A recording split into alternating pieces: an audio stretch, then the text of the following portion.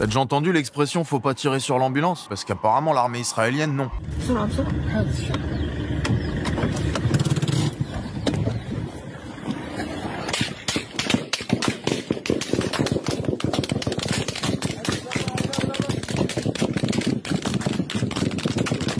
Ils ont pas l'air d'écouter grand chose d'autre que les ordres, donc c'est pas franchement étonnant, mais c'est pas non plus sans conséquence, parce que dans leur connerie, ils ont quand même massacré une quinzaine de secouristes du coup. Ça s'est passé fin mars, près de Rafah, et des infirmiers du Croissant Rouge et de la défense civile se rendaient sur les lieux d'une frappe israélienne pour tenter de sauver les blessés. Et autant te dire que c'est un peu indispensable, parce que en général, c'est pas ce qui manque aux alentours des attaques, étant donné qu'Israël fait pas franchement dans le chirurgical. Non pas qu'ils en aient pas la capacité, s'ils sont capables de faire péter les beepers du Hezbollah, c'est qu'ils doivent être en mesure de faire la diff entre un soldat armé et un gosse qui s'amuse à faire des châteaux de sable avec ce qui reste de sa maison. Non, disons plutôt que mutiler les gens, ça relève de la stratégie dans l'armée la plus morale du monde. C'est d'ailleurs pour ça que même avec les beepers, en matière de dommages collatéraux, ils avaient bousillé pas mal d'innocents. Enfin, c'est aussi parce qu'à leurs yeux, les arabes innocents, ça existe pas.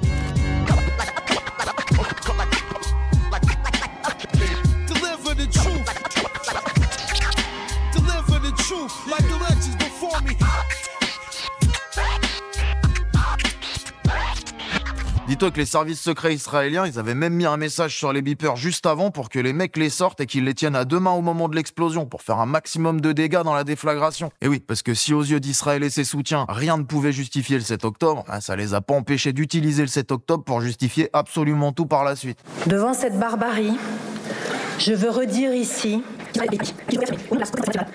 notre soutien inconditionnel. Enfin bref, les ambulanciers faisaient leur taf d'ambulanciers quand ils sont tombés sur une bagnole en vrac dans laquelle il y avait l'air d'avoir des mecs dans le même état. Ils sont donc descendus pour porter secours, sinon ils se trimballeraient pas avec des ambulances, et c'est là qu'ils se sont fait allumer comme des lapins. Ils étaient en fait tombés dans un guet-apens tendu par les militaires israéliens qui venaient de plomber les types de la bagnole et qui s'étaient cachés en voyant les camionnettes arriver. Ils devaient pas avoir tout à fait leur dose, alors dès qu'ils ont vu des mecs sortir des ambulances, ils se sont mis à vider des chargeurs dessus pendant bien 5 minutes. Tsahal est l'armée la plus morale du monde. Et sans jamais recevoir un tir en retour. Mais bon, en même temps, ils ont l'habitude qu'en face, ça réplique pas des masses. En tout cas, pas avec des armes à feu, quoi. C'est vrai que ça fait beaucoup moins de bruit quand tu lances un caillou. Enfin bon, ça veut pas non plus dire que ça peut pas faire mal. Ça raye la peinture des véhicules blindés, alors t'imagines bien. Bref, faute de connaître l'expression qui dit qu'il faut pas tirer dessus, les mecs ont transformé en passoire tant les ambulances que les ambulanciers, mais comme ils assument qu'à moitié d'être des grosses merdes, ils ont dit qu'ils avaient pas vu que c'était des secouristes. Bah oui, ça serait quand même con de regarder avant d'appuyer sur la détente. Et puis quoi, risquer de se rendre compte qu'il y a pas de raison de tirer, c'est un coup à repartir bredouille ça, avec autant de frustration dans les phalanges que de balles dans le chargeur. Bon, par contre, comme ils connaissaient assez bien l'expression quand on veut buter son kleps, on l'accuse de la rage, ils ont dit que c'était des véhicules suspects avec des terroristes dedans. À deux doigts de t'expliquer que c'était une question de vie ou de mort, et qu'il faut bien ça pour sauver le monde. En même temps, jusqu'ici, ceux qui les croient pas, ils font au moins l'effort de faire semblant, alors ça les incite pas tellement à dire la vérité non plus. Ils font de la merde, mais ils font pas ça tout seuls. Je n'ai jamais vu, pour ma part, une armée prenant autant de précautions, mettant en place autant de procédures pour faire qu'il y ait le moins de victimes civiles possible. Enfin, au début, ils ont surtout raconté que les engins ils roulaient tout feu éteint, sans gyrophare, en direction de leur position, et que du coup, ils ont paniqué, et que c'est pour ça qu'ils ont avoiné tout le monde. Mais cette version, elle a été rapidement remise en cause. Parce que sur place, on a retrouvé un téléphone sur le cadavre d'un des secouristes qui avait filmé la scène, et dans lequel on voyait clairement que le convoi avançait phare allumé, avec les gyros qui tournaient, et les gilets sur le dos, ce qui les rendait assez clairement identifiables. Mais d'ailleurs, les excités de la gâchette, là, ils savaient très bien qu'ils faisaient une connerie. C'est pour ça qu'une fois leur petit bal-trap sanguinaire terminé, ils ont essayé d'enterrer tout ça. Non mais littéralement, je veux dire. Ils ont creusé un trou, ils ont balancé les carcasses des mecs et celles d'une ambulance, d'un camion de pompiers et d'une bagnole des Nations Unies. Puis ils ont recouvert tout ça. Tsahal fait tout ce qu'il peut pour éviter de toucher des personnes qui ne sont pas impliquées. Après, ils ont dit que c'était pour éviter que les chiens viennent bouffer les cadavres. Mais c'est pareil, c'est qu'à moitié crédible, ça. Je m'y connais pas des masses en clébard, mais je crois que ça bouffe plutôt de la viande et des croquettes, pas des enjoliveurs et des pare-chocs. Bref, ils ont rebouché le charnier, ni vu ni connu. Ils ont juste posé un gyrophare sur le tas de terre avant de se barrer et d'empêcher quiconque de foutre les pattes dans le coin, le temps de se mettre un peu d'accord sur quelle version ils allaient présenter. Mais d'ailleurs, ils ont commencé par mentir, mais une fois grillés, ils ont choisi un peu la même que d'habitude, qui peut se résumer par les méchants, c'est le Hamas. Et puis de toute façon, on fait bien ce qu'on veut, tu vas faire quoi? Ceux qui se permettent d'accuser nos soldats de crimes de guerre, ce sont des gens qui sont emplis de haine et de mensonges, qui n'ont aucune morale. On parle de plus de 400 travailleurs humanitaires et professionnels de santé qui sont morts à Gaza, mais aussi de près de 200 journalistes qui ont été tués en y faisant leur taf. Et si tu te contentes d'écouter les médias mi-bourges, mi-faf, ça a l'air de traumatiser personne. Du coup, hésite pas à donner de la force à ceux qui, comme Mohamed El Saïf, correspondant de Blast sur place, risquent leur vie chaque jour pour nous informer de ce qui s'y passe. Et et aux médias qui s'en font les relais. Abonnez-vous à Blast par exemple. The 7th of October is the longest nightmare. And the 7th of October is the only thing that changed me in my life. And there's not gonna be ever any light among all of this darkness. And I'll never return to what I was, or what we were. From Gaza Strip, I am Mohammed Al-Saifi, a journalist and a human. Enfin, ceci dit, si les bidas ont commencé par mentir, c'est aussi parce qu'ils sentent bien que même avec le soutien inconditionnel des colonialistes et des racistes de tous bords, là, ce qu'ils font reste malgré tout difficilement défendable. Les types, ils font de la merde, et même si ceux qui les regardent faire disent que c'en est pas, eux, ils ont pas franchement de doute là-dessus. Ils ont quand même les mains dedans, tu sais. Le lavage de cerveau, là-bas, il a beau commencer très tôt, il est malgré tout pas complètement sans faille. Ils ont beau déshumaniser les victimes par tous les moyens possibles et réalisables, au final, quand ils butent des secouristes, des journalistes, des femmes, des gosses, ils se doutent bien que c'est pas ouf quand même. D'ailleurs, si leurs actions étaient si justes et morales qu'ils prétendent, ils auraient probablement pas besoin d'endoctriner les gosses dès le plus jeune âge et de continuer tout au long de leur vie pour qu'ils acceptent d'y tremper. Le service militaire, il aurait pas besoin d'être obligatoire, et les peines de prison pour ceux qui le refusent, elles seraient pas nécessaires non plus si la cause elle était si incontestablement juste que prétendue. L'armée la plus morale du monde, celle qui contraint ses gosses à aller massacrer ceux des autres, qui les conditionne à plus faire la différence entre un civil et un combattant, à se rendre coupable des pires atrocités en son nom. La seule démocratie du Moyen-Orient, c'est celle qui se plie à toutes les injonctions des religieux les plus conservateurs, tout en étouffant toute voix dissonante par la censure, l'ostracisation et l'enfermement, mais qui use quand même d'une argumentation qui se veut morale, et quoi qu'elle serve à justifier un nationalisme et un suprémacisme qu'ont finalement pas grand-chose qui puisse s'en réclamer. Israël lutte non seulement pour sa guerre, mais elle mène la guerre de l'humanité entière, la guerre de l'humanisme, de l'humanité contre la barbarie.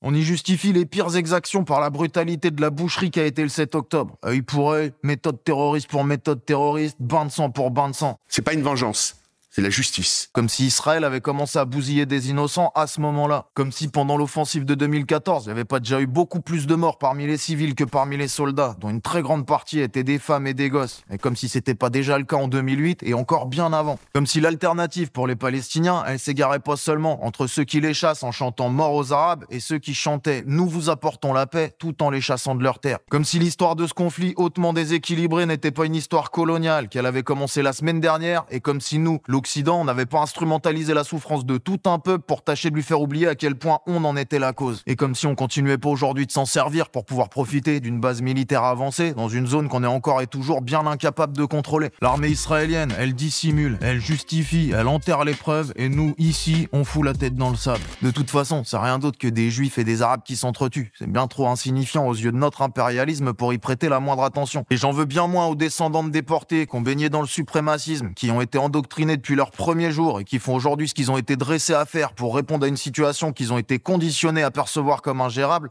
qu'à ceux qui d'ici les laissent faire sans broncher par pure velléité commerciale, par stratégie, par intérêt géopolitique, et après avoir été à l'origine même de la création de cette situation inhumaine. Parce que les juifs sionistes, même les plus belliqueux et endoctrinés, autant que les Palestiniens occupés, même ceux qui se tournent vers les méthodes les plus méprisables au nom de la résistance, ne sont finalement que des victimes de l'Occident impérialiste, raciste et antisémite. Et attention, je suis pas en train de te dire qu'il n'y avait pas un besoin profond chez certains juifs de trouver un endroit où ils allaient pouvoir vivre après les dingueries qu'on leur avait faites, ni qu'ils n'avaient pas de volonté propre. Je suis juste en train de te dire que ce besoin et cette volonté ont été instrumentalisés par les mêmes personnes qui les avaient fait naître pour servir leurs intérêts et au mépris des conséquences tant pour les juifs que pour les arabes. Et nous, la France, on a une très grande part de responsabilité dans tout ça, tant par notre passé de collaborateurs zélés avec les nazis génocidaires. Le maréchal Pétain a été pendant la Première Guerre mondiale aussi un grand soldat.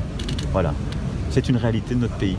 Que par notre présent de complices faussement bienveillants avec des descendants de leurs victimes qui se transforment aujourd'hui en bourreaux. Il faut de dire que la France, qui parmi les premières à parler, n'a pas agi. On a fait tout ce qu'on pouvait pour convaincre les juifs qu'ils étaient les bienvenus nulle part, les poussant de fait à se réfugier là-bas, quel qu'en soit le coût. Et aujourd'hui, les conservateurs israéliens les plus belliqueux leur y tiennent exactement le même discours. C'est ici, quel qu'en soit le prix, ou c'est la mort. Et c'est bien pour ça que c'est impossible de lutter contre l'expansion coloniale et meurtrière d'Israël si on n'est pas foutu de s'inquiéter de l'antisémitisme, où qu'il soit. Parce que le nier, c'est participer de la crédibilisation de ces discours. Et je te parle de lutter réellement contre l'antisémitisme, hein, pas de l'instrumentaliser comme le fait l'extrême droite, parce que voir des juifs Juifs et des Arabes qui s'entretuent, ça leur convient plutôt bien. Le rabbin de Rouen, à la suite de l'agression du rabbin d'Orléans, expliquait qu'aujourd'hui ce qui faisait le plus peur à la communauté juive de France, c'était bien l'antisémitisme d'extrême gauche. Et donc je crois finalement que le gouvernement israélien n'a fait que prendre acte de cet état de fait et donc de permettre que nous ayons demain des relations de travail normales et durables avec, entre nous, bien sûr, le camp national français et puis le gouvernement israélien et la société israélienne. Ou de se la jouer soutien absolu du massacre, comme le fait le gouvernement actuel, tout en fleurissant la tombe du maréchal Pétain, comme le fait son président. Gouvernement qui, ça t'aura peut-être pas échappé, est prêt à aller jusqu'à s'essuyer les godasses sur les décisions de la Cour pénale internationale quand elle émet un mandat d'arrêt contre Netanyahou accusé de crimes contre l'humanité. Parce que le type, là, il a pu survoler l'espace aérien français sans la moindre embûche, alors que la France, en étant membre partie du statut de Rome, aurait dû refuser le passage à cet avion, ou en tout cas, le cas échéant, au moins l'intercepter. Et le gars, il s'y est pas trompé d'ailleurs, hein, parce qu'il est pas passé au-dessus de l'Irlande, les Pays-Bas ou l'Islande. Il a tapé 400 bornes de détour. Il a fait du slalom entre les pays qui risquaient de faire respecter la décision pour être bien certain de passer juste au-dessus de celui des vendus, où il était sûr que ça broncherait pas. Le journal israélien Times of Israel explique que Benjamin Netanyahou évite soigneusement de survoler certains pays les plus enclins en fait à lui passer les menottes. Il évite par exemple de survoler l'Islande, mais aussi l'Irlande et les Pays-Bas. D'ailleurs, son avion a déjà fait exactement le même type de détour le 2 février dernier et il avait déjà préféré ce jour-là passer par le ciel français. Et pour cela, la France lui a bien délivré une autorisation de traverser l'espace aérien. C'est-à-dire qu'un mec d'extrême droite accusé de crimes contre l'humanité a pu décoller d'un pays géré par un mec d'extrême droite accusé de pas respecter la justice internationale et les droits humains, et ce pour aller tailler une bavette avec le mec d'extrême droite le plus en roue libre actuellement dans le paysage politique mondial. Day one, we're doing two things. Closing the border and drill, baby drill. Ah bah cet avion-là, si tu le laisses passer, ça va être dur de dire que t'es pas complaisant avec les gens de ce bord politique. Mais c'est pas les seules courbettes que la France fait face à ce criminel de guerre, parce qu'on n'oublie pas les interdictions de toute forme de protestation contre son entreprise d'éradication, que sur ordre de Darmanin, dont on n'a aucun doute sur le goût prononcé pour l'antisémitisme d'ailleurs, avait été exigé des préfets qui refusent toutes les manifs et rassemblements contre les massacres. Exigence qui était au final qu'à moitié légale, hein, parce que les interdictions elles étaient bien souvent retoquées, faute de représenter de réels risques de troubles à l'ordre public. On n'oublie pas qu'ici, soutenir la Palestine, oser demander qu'on cesse d'y bousiller des civils, ou même tout simplement souhaiter la paix, c'est susceptible de t'envoyer en garde à vue, avec supplément soupçon de goût pour le terrorisme ou d'apologie de celui-ci. Chers amis, chers camarades, vous l'avez peut-être vu sur les réseaux, mais l'État a décidé de me poursuivre devant le tribunal de Paris le 18 juin prochain pour apologie au terrorisme. Cela fait suite à un tweet de soutien au peuple palestinien qui vit un génocide depuis des mois maintenant. On n'oublie pas les pins dans l'hémicycle et les sanctions pour un drapeau, les ventes de matériel militaire et les mensonges qui les accompagnent. Et on garde en tête que le droit de se défendre, c'était en fait un droit de se venger, des frappes sur les hôpitaux et des camps de réfugiés en flammes. On n'oublie pas les qualifications racistes de cancer s'agissant de tout un peuple, la bienveillance complice et l'inaction, le soutien inconditionnel qui, quoique faussement remis en question depuis, est resté toujours aussi effectif. Et on n'oublie évidemment pas que les annonces de Manu Ladouille au sujet d'une éventuelle reconnaissance de l'État palestinien ou de ses désaccords avec Netanyahou sur l'humanitaire ou son rapport à la vie s'accompagnent quand même d'une petite carte d'invitation au salon de l'armement. Parce qu'un désaccord stratégique, ça doit pas empêcher de se taper sur l'épaule aux Bourget et de se refourguer des engins de boucher pour aller finir le taf en décimant des civils et des endoctrinés. Le 7 octobre a servi de prétexte pour justifier une répression qui a pour conséquence de semer les graines de futurs 7 octobre, qui serviront de nouveaux prétextes, qui auront pour conséquence toujours plus de 7 octobre et toujours plus de prétextes. Et dans cette boucle sanguinaire, les religieux conservateurs bellicistes y gagneront de plus en plus de pouvoir de chaque côté du conflit au fil de la boucherie, pendant que l'Occident continuera de se frotter les mains en vendant des armes à tous ceux qui sont prêts à les acheter. On a participé activement de la création de cette situation et aujourd'hui, plutôt que de l'assumer réellement et d'en tirer les leçons qui s'imposent, on continue de l'alimenter, tant par intérêt que par mépris pour les victimes. Et la seule solution maintenant, si on refuse de s'en contenter, ça va être de lutter. Lutter contre l'antisémitisme, contre l'islamophobie, contre ceux qui les instrumentalisent, ici comme ailleurs. Lutter contre les industriels de l'armement, les capitalistes et contre l'endoctrinement et l'encasernement de gosses qui finiront par aller se faire fumer en butant d'autres endoctrinés pour des intérêts qui sont pas les leurs. Lutter contre les conservateurs de tous bords, les nôtres et ceux des autres, du local à l'international, pour une solidarité entre les peuples et pour la destruction de tout ce qui les divise. Et lutter évidemment contre le colonialisme et ses conséquences, l'actuel et celui qui fait partie de notre histoire, le nôtre et celui auquel on a participé de près ou de loin et dont dont on se contente de bénéficier. Bref, lutter contre tout ce qui nous a amenés ici et contre tout ce qui nous y maintient. Faute de quoi, on se condamnera à y rester. T'as envie d'y rester, toi? Entre les mecs qu'on va dresser, on abîme, on rabote, vu ce qu'on déteste. La variété, on s'agite, on rapporte entre ce qu'on laisse, ce qu'on est resté. Les fascistes au rapport sur qu'on peut être et avoir été. S'il s'agit de collaborer, au vu de tout ce qu'on s'est menti, de tout ce que l'on s'est tu, au vu de tous on sait mentir, mais plus que tout ce que l'on s'est cru, c'est que l'enfer c'est dur, mais entre les doutes que l'on s'est tué, nul doute qu'on perpétue. Faut croire que se cartonner, c'est que souffrance étant perdue. Faut croire qu'à part grogner, on sait pas franchement faire plus. Faut croire qu'on s'est pardonné, on aurait peut-être pas dû. Ouais, faut croire qu'on s'est pardonné tout ce qu'on a cru nous être dû. Parce que coupable, autant rester coupable. Je t'emmerde, je t'écoutable, de toute façon le sang reste les coupables. La tendresse est tout part, sauf dans le cœur des hommes. Et si la tombe blessée de toutes parts, c'est qu'il est temps d'en faire des autres. Qu'est-ce qu'on attend? Qu'est-ce qu'on laisse faire? Quand est-ce qu'on apprend? Dis-moi quand est-ce qu'on essaie? Est-ce qu'on a le temps?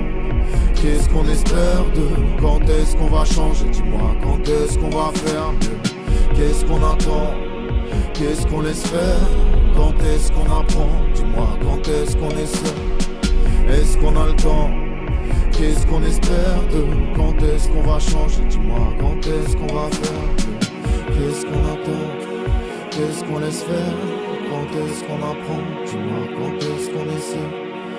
Est-ce qu'on a le temps? Qu'est-ce qu'on espère de? Quand est-ce qu'on va changer? Dis-moi quand est-ce qu'on va faire mieux? Qu'est-ce qu'on attend?